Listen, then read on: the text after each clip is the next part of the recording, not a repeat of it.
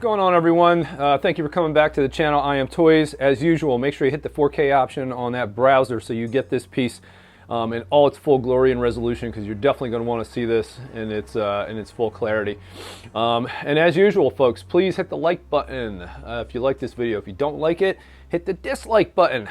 Like I always say, we try to strive to be better. Again, always trying to be more cognizant and reminding people to do that, because again, you don't hit the like button or the dislike button, you know, that essentially assists with visibility of these videos, and again, it just helps the channel out in general.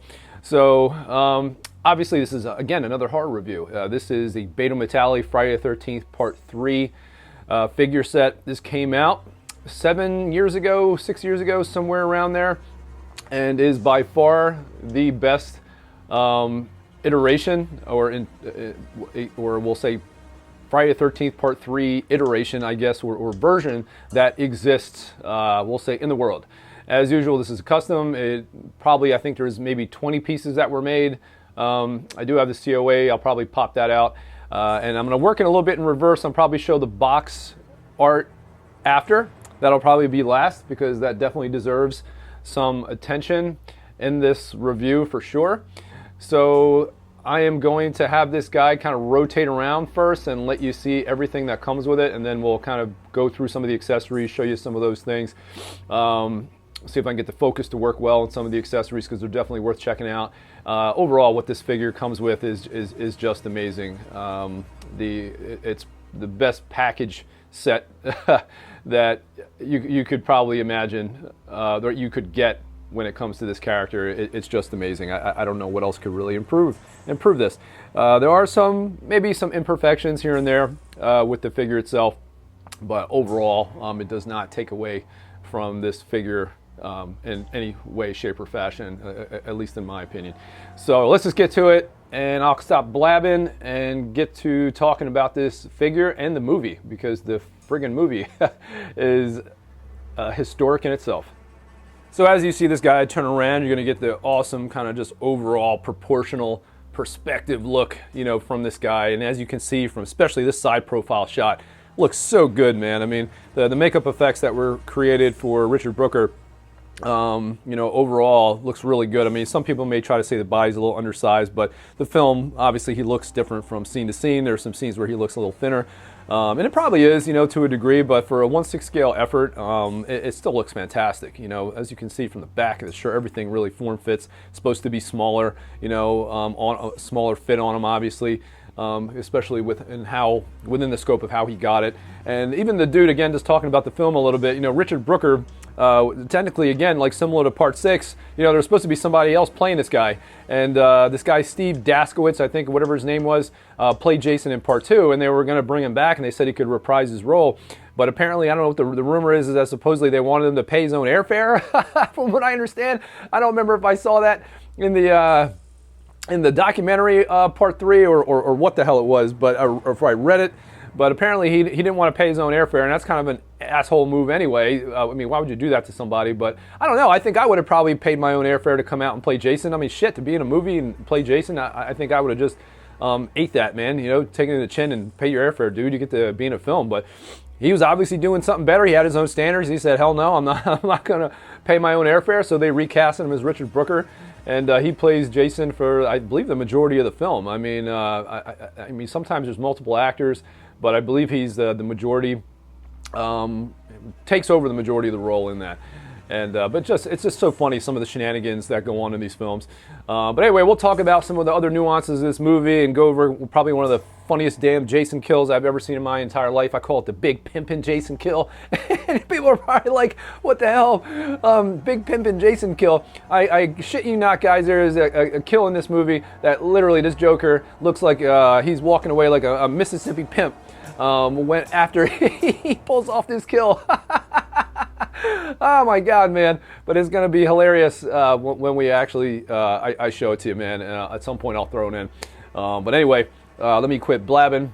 Let's go to panning the figure and show you what this bad boy is all about. So I guess we'll start out with the base first. As you can see, it says Jason Voorhees on there, Friday the 13th Part 3. That's carved in there. I don't know how he did it. You know, maybe laser carved, laser printed, laser imprinted, if that's even a thing. But I would imagine some degree of that's probably how he did it. And this is all real wood, folks. All real wood. And that's an immaculate job by Alex Robles. Immaculate job.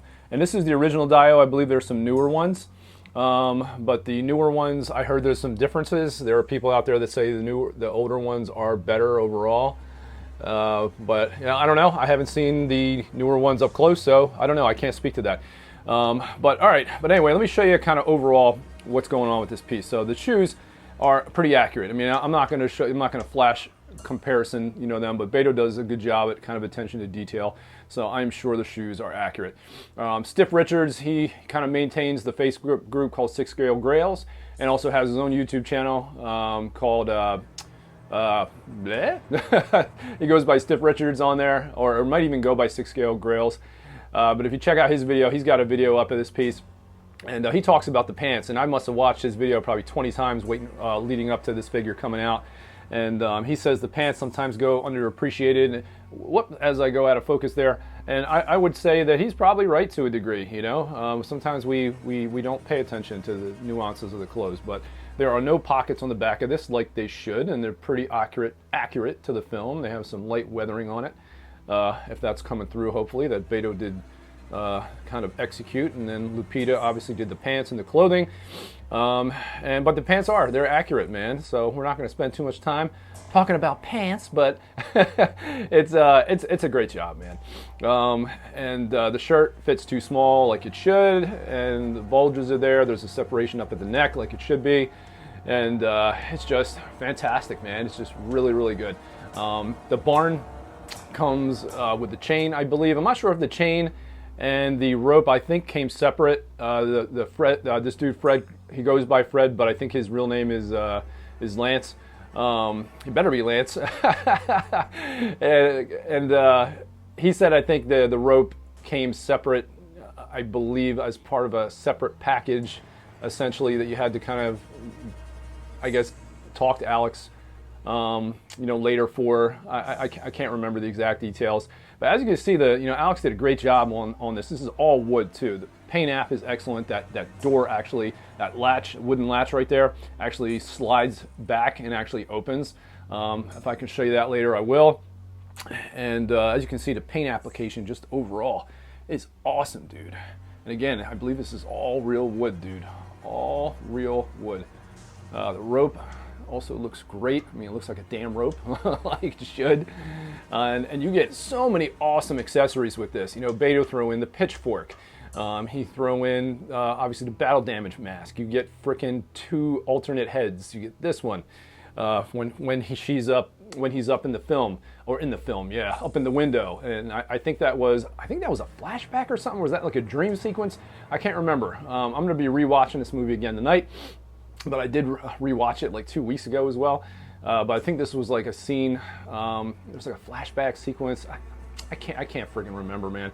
But obviously, like I said, you get the 2 heads, you get 2 separate necks. But I don't know anybody who's going to want to take the clothes apart from this thing and constantly interchange the clothes off and then have to put the neck in. I mean, it would be nice to display this right here. That's where the temptations come in to want to build another fig. Could I contact Beto and ask him for another clothing set and a body? But golly knows how long that would take, man. But it would be cool to try to display this. But I don't know anybody who's going to want to keep messing around with the clothes, dude, and taking the shirt off over and over again, just to alternate the necks and the heads. But, they're still awesome display pieces. I'm probably going to get some little stands to display the necks and the heads together. And these are obviously what they went with for the film. There's another Stan Winston makeup that they did, but they opted apparently to change it. We'll talk about that later.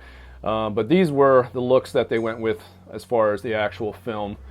And you get both looks. You get the bloodied version, and then you also get the cleaner look too as well. And you get the plaque right there behind you, man. 2 haystacks too. With a little wiring around them. There's one in the back that you saw as well. I think it only originally came with 1, so you had to procure the second one another way.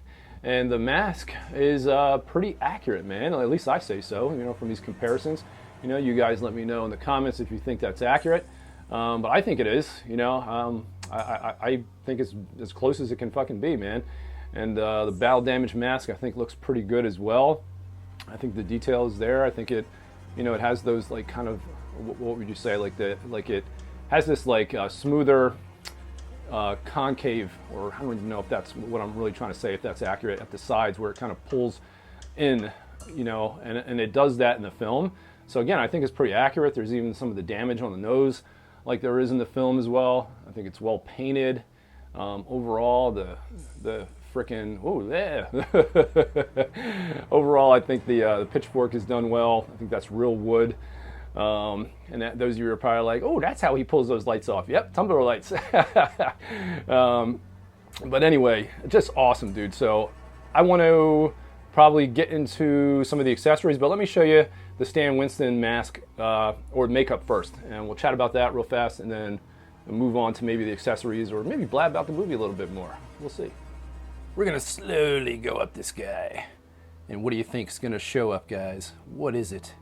What is it? Oh, only a face a mother could love. Such a handsome fellow. So most of you are probably like, who aren't familiar with the franchise, are probably like, what the hell mask is that? That's not how he looked in the film. Or if you only watched the movie once. So basically, Stan Winston did a mask for this, or a makeup, and believe it or not, this was actually the main makeup in the film that he wore underneath the mask for the majority of it. But apparently you didn't get to see, which is kind of bullshit, man, because Stan Winston is great, and I thought this was more menacing and intimidating, and I think a lot of people really thought this was better as well. And you know, it's Stan Winston, dude. I would have went with this. You know, Doug White, I think, was the guy who supervised makeup effects, you know, on the film, and they decided to go with this. They felt that he shouldn't look like this for some reason. And I don't know what the logic is behind that, but that's what they thought. I mean, it sucks that they thought that, because I love this makeup. And dude, it's Stan Winston, man. And there were some alternate shot scenes with this mask, you know, some endings as well, which were a little bit different.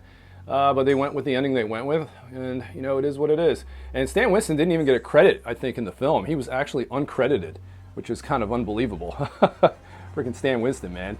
You know, rest in peace, my man. It's a shame we lost. He was an awesome, I mean, one of the best makeup guys out there. Creature effects, you know, you name it. But this was an awesome, awesome mask or makeup that he did, and it's just so weird. I mean, he wore it. He had this makeup on, from what I understand, underneath of the mask for the majority of the film, and then they changed it. You know, which sucks. You know, they went with this basically. You know, instead. You know, they went with this, which, you know, hey, it's okay. He looks more, you know, disfigured and like a mongoloid kind of look, and I mean, you can still get that look with this as well. You know, I mean, I would have just went with this, dude. It's just better, man, and it's accurate to pose it this way, you know, with that face underneath the mask, because technically in the film that was the makeup he had on. So, you know, stupid move, guys, you damn studios. But I just wanted to get a look at that. So I think you guys got some pretty good looks at the sculpts already. I think I don't know what else I could probably show you. The paint applications are great, man. It's just it's the attention to detail is great, man. I mean, Beto did a good job. You know, definitely hands down did a good job. So I'll show you some close-ups of this sculpt as well too, just so you get a good look at it, because I don't think I'm going to show you them separately. I think I'm probably doing a good enough job, you know, as it is right now. Give you one last look at him. And I think, and then one last look at the Stan Winston piece. Awesome, man, and accurate to the movie. Accurate to the movie. So let me show you some of the nuances of this barn as well. Get the figure out of the way, and then talk about that a little bit more, and then go through some accessories. So the first accessory, gotta do the Scuba Pro, man. Gotta do the harpoon gun. So that rod that you see in there is actually metal. And I'm going to try to get over here on the side and kind of show you. But as you can see, you even got the insignia on there, Scuba Pro, which is fantastic. Detail paid by Beto as usual. And then again, this metal rod that goes all the way up into that little rubber band type object, which is kind of like a sling, like a pole propelled you know, pull action, whatever the hell you want to call it, man. You know, obviously that the trigger, once you pull the trigger on this, it releases that snap, and then the rod goes flying out. So this is one of the best kills for me, and this is the Big Pimpin' kill. So people are probably like, what the hell are you talking about, man? Big Pimpin' kill. So you're gonna take a look at this scene right here, and as he gets set up to shoot this chick, watch what happens. Hey, now cut that out right now. That's not funny. And there you go, guys. There he goes, Big Pimpin'. My man walks away like a Mississippi pimp, dude. Like a Mississippi pimp. Here, let's rewind that and show it to you again. There he goes, Mississippi pimp. He's like, yeah, that's right, bitch. Ah, it's hilarious, dude. Absolutely freaking hilarious. One of my favorite kills and one of the most hilarious. And I have no idea if they did that on purpose or what, man. But his walk away, he's just like, yeah, that's right. But anyway, man, one of the best kills I've ever seen. But let's move on to the next accessory. All right, and here we go. We got the axe and of course the staple of Jason, his machete. The machete is real metal, and I don't think it comes out of the hand. You know, I'm not going to try to pry it out, but it does come with the hand already attached to it. And the axe, the actual blade is not metal. That is resin. I don't know why I chose to do that. I mean, everything else was metal, so you know, maybe sourcing shit like that. Who knows? But that's a real wood handle, though. So again, nice little touch, but resin blade though. And we'll show you the next accessory, or at least the last weaponized accessory anyway. And here's the fire poker. Excellent kill. And as you can see, the poker is actually painted to look heated up, which is awesome. I believe that is not metal or anything like that. I think that is just resin. Could be wrong.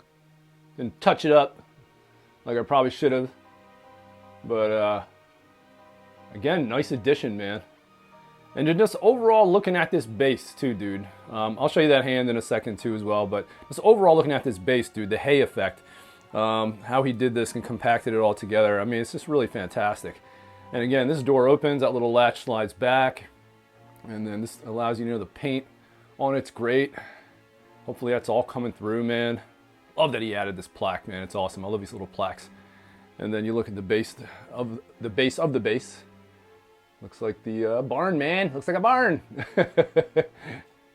But Alex did a good, awesome job, man. If Alex, you're watching this, dude. Aces, dude. You did a good job. Holy shit. And again, I think this mask is accurate to the film. It's a shame you can't pull off that scene with the axe in the head and the arms out. I mean, you probably could if you really wanted to. If you wanted to try to shove the axe in there. To get it to stick and then put it on the mask and try to put the arms out for that pose, but you're going to end up scuffing the paint and just really destroying the set, and you don't want to do that, especially if you plan on reselling it one day. But this is a piece that's going to the grave, dude, for sure. But you never know. If you sell, I mean, I have a lot of pieces I said I've never sell, and then you end up parting ways with them. But you know, I think that mask is great. So that's an overall look at kind of the barn, other haystack behind it, just to give it some more dynamic perspective, especially when I display it. And again, I like lighting these things the way I'm lighting them now, because it really gives you kind of a cinematic look to things. And this is just an awesome, awesome freaking display piece to have, man. And as I go out of fucking focus there, there we go.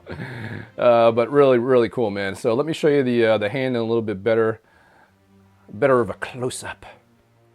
So here's the one of the biker's hands in that scene when it gets chopped off. Awesome detail again. Bracelet around the wrist, even got some of the rings on there. That's just awesome, dude. And you got, you know, obviously the blood components there. I don't know if you can necessarily see the bone. You see the ligaments and whatnot. You know, that severed look, obviously, it's supposed to have. And let's also show Mommy's head. We can't forget that. Oh, Mommy dearest. So I think this is pretty close to the film as well. What do you think, guys? I think that's pretty damn good. That paint application is great. That's all haired by Beto. That is awesome, man. Really awesome. And I don't know if you guys know too, there's well, actually I'll talk about that later. I don't think it's irrelevant right now. But there's so many wild things about this movie, dude. You know, like one of the things too, I don't know if people notice with this movie, they don't think they ever actually say Jason in the film, supposedly. Someone was telling me that, or I read that somewhere as well. And I don't know, I'm gonna rewatch it tonight, so I wanna know if that's true. I find that hard to believe, that they don't say the name Jason in the movie. That's just bizarre. But we'll see. We shall see if that is accurate. But anyway, this head is fantastic. I mean, that's all I can say. Sculpted well. You know, I think Beto 3D prints to a certain extent and then refines it, obviously, with some sculpting afterwards. And the paint is great. As you can see, man. I don't know what more someone could want from this. So it's an awesome accessory. Like I said, the overall package of this is dynamite. So let's move on to something else. So one more, you know, kind of look on this guy. And we may kind of close out, you know, shortly after this as well. Actually, no, I'm lying because I still got to show you the box art, man. There's no way I'm not going to show you that. So we'll talk about that after this, and that'll be kind of a closeout. So maybe some little nitpicks. So you see how on the mask, this mask specifically on this head, I don't believe it's that way with this because I did have this head on there before. So as you can see up in the top here, the strap actually covers the ear, but in the film, it doesn't do that. It should be above the ear. So there's a little bit of proportioning that, you know, as far as the sculpting or the mask, it shouldn't sit there. But in order to get it to sit right, I mean, you could probably mess around with it and push it up over, but I tried that a little bit and the mask just pops up, or the straps at the top pop up and it doesn't look good. But on the other side, ooh, as we quickly zap over here, does sit above the ear. So, you know, that's good. And this is the head that supposedly he's supposed to be the mask or the makeup that he was wearing for the majority of the film under the mask. So, you know, but, you know, again, just little nitpicks, you know, that's about it. And also the coloring on the arms are a little bit off. You probably can't see, you know, based on the lighting, but I don't know why that is, but the forearms, if you go past the shirt and you pull it up, the skin matches the neck. But when you, but maybe you can see it better over here. You know, as you can see, the arms are a little off color, but when you pull the sleeve up, it actually matches more. So I don't know why that's like that. I don't think it's accurate to the film, obviously.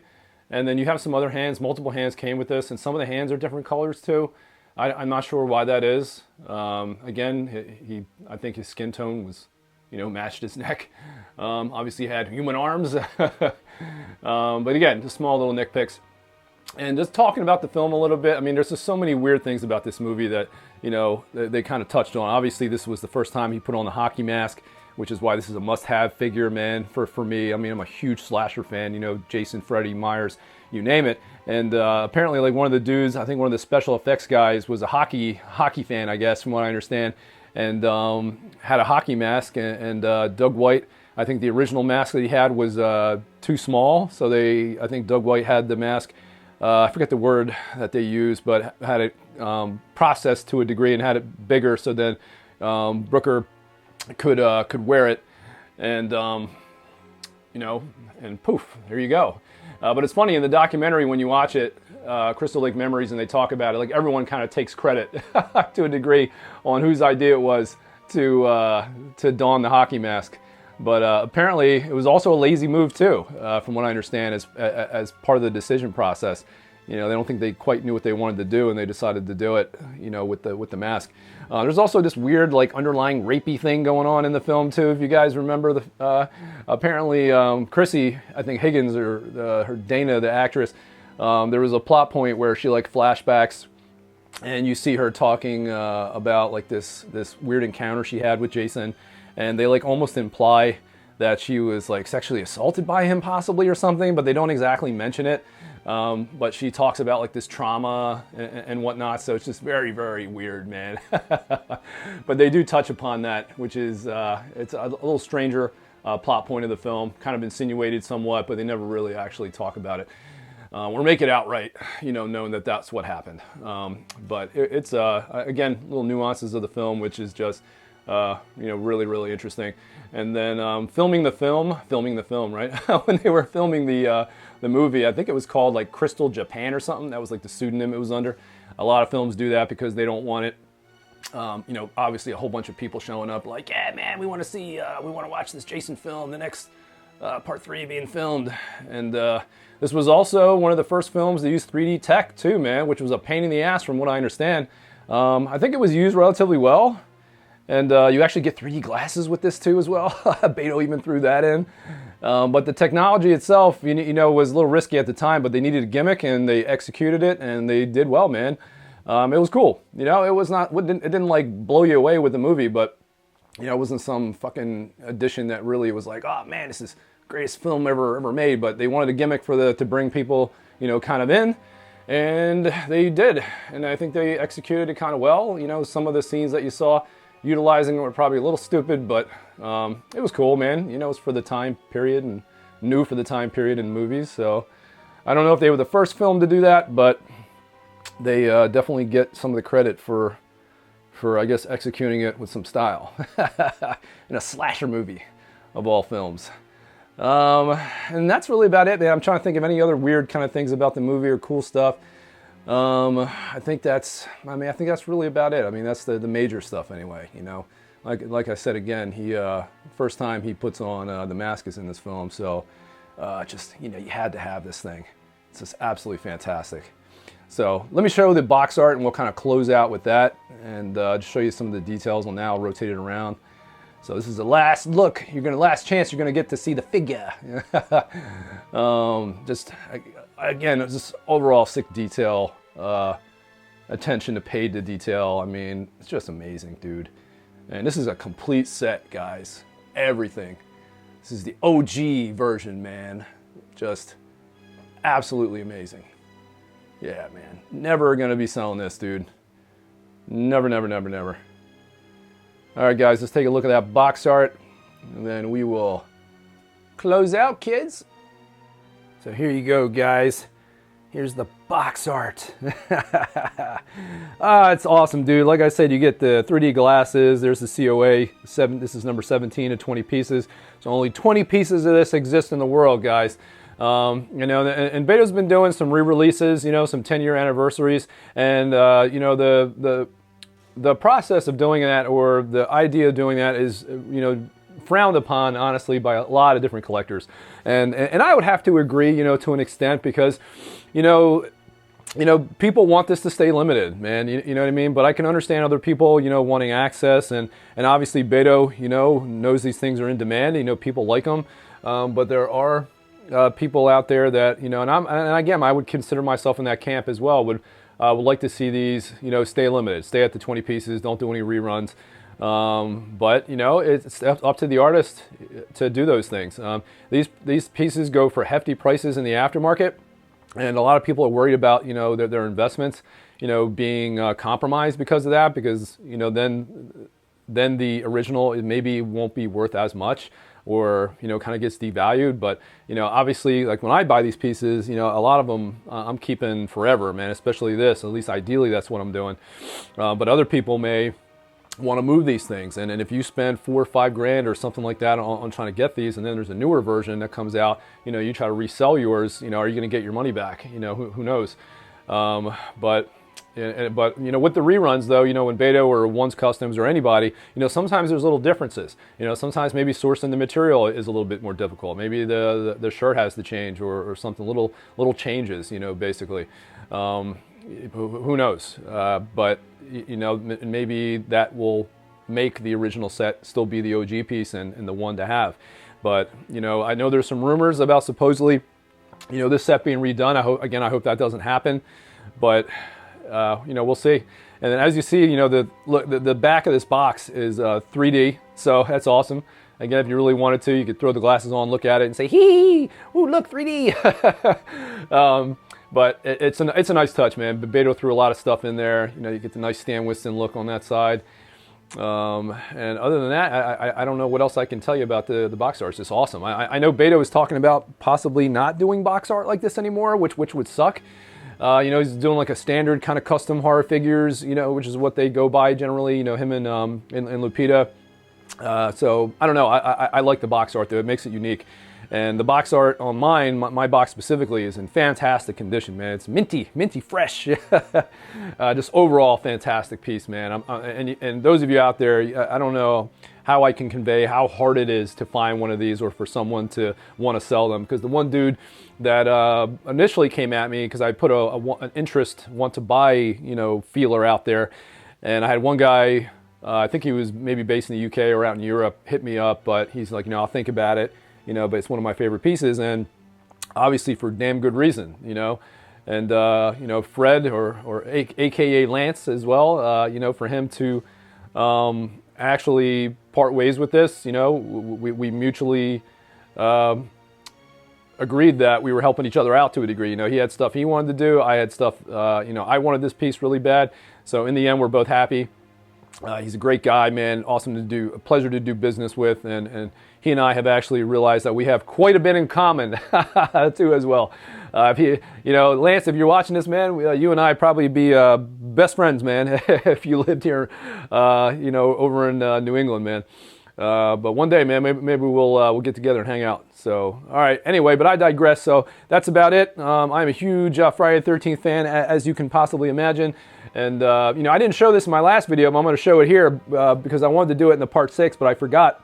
But on the way from New Jersey, moving out to the West Coast, we stopped at a few places. And again, I wanted to show this in the part 6 video. But this is me basically at the store where Tommy was using the payphone. This is what it looks like now, just kind of all banged up. It's like in a residential area. Payphone booth's not there anymore. And this is a picture of the sheriff's station where it was. And this is down in Georgia where part 6 was filming. I know this isn't related to part 3 at all, but I just wanted to show you guys this because it was fun as hell, man. I love being to the filming locations where some of these places were at. Unfortunately, I haven't been to any of the part 3 spots yet, but I will, it's on the bucket list. I don't know if any of you guys are like me, but I do enjoy hitting up some of these spots, when I take journeys or out to places. If I can hit these places and go sightseeing and visit some of these film locations, it's a blast. So, again, guys, make sure you hit that like button, please. If you don't like it, hit the dislike button. I could care less. Just engage on the channel, man. And that's about it. I don't know what the next video, no idea what the next video is going to be, honestly. I got a part 4 coming from Ones at some point. I don't know when that's coming. Jason Goes to Hell 2 at some point I'm going to be reviewing. And yeah, that's it. So deuces.